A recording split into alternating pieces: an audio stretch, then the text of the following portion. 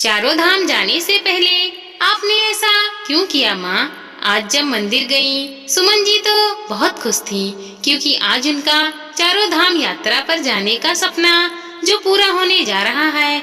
वैसे वह अपने पति सुंदर जी के साथ इस यात्रा पर जाना चाहती थी, लेकिन ढेर जिम्मेदारियां और तंग आर्थिक हालात के कारण यह सब संभव नहीं हो पाया और उनके पति उनकी इस इच्छा को अपने मन में लिए ही स्वर्गवास चले गए। लेकिन अब जब मंदिर में पंडित जी ने इस बात की ऐलान की कि जल्द ही मंदिर से चारों धाम के लिए बस जाने वाली है, तो सुमन जी ने तुरंत हामी भर दी। बस एक समस्या थी, तो वो यह है कि यात्रा पर जाने के लिए जितने रुपए का इंतजाम करना था, उतने पैसे उनके पास नहीं थे।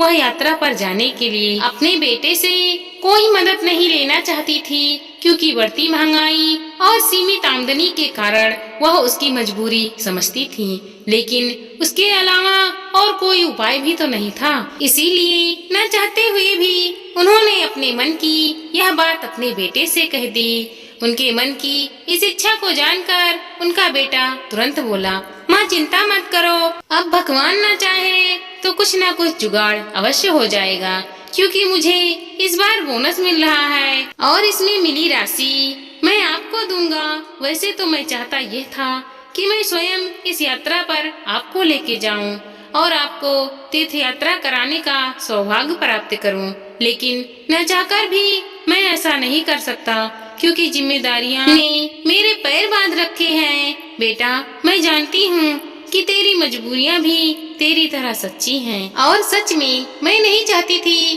कि तुझ पर ऐसे अतिरिक्त बोझ डालूं, लेकिन जब पंडित जी ने मंदिर से चारों धाम पर बस जाने के लिए ऐलान किया तो मैं खुद को रोक नहीं पाई। नहीं माँ, बल्कि मैं तो खुश हूँ कि कम से कम इस तरीके से आपकी इच्छा पूरी होने जा रही है और फिर आपके साथ आपकी सहेलियां भी होंगी, तो मेरे मन में आपकी सुरक्षा होने की तसल्ली बनी रहेगी। फिर 1-2 दिन बाद उनके बेटे ने सारे रुपए का इंतजाम कर दिया था और सुमन जी खुशी खुशी अपना सामान पैक करने लगी थी। अगले दिन जब उनकी काम वाली बाई काम करने आई, तब उसका उतरा हुआ चेहरा देखकर उससे पूछने लगी, क्या री, तेरा चेहरा इतना उतरा क्यों है? कल क्या फिर से घर में कुछ हुआ है?